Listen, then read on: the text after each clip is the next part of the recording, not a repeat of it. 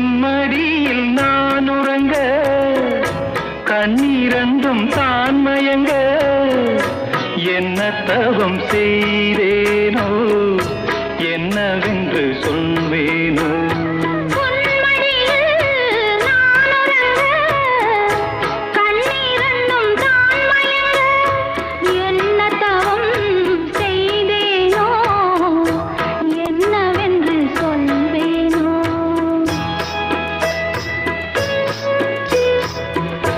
ஏழ் பிறப்பும் இணைந்திருக்கும்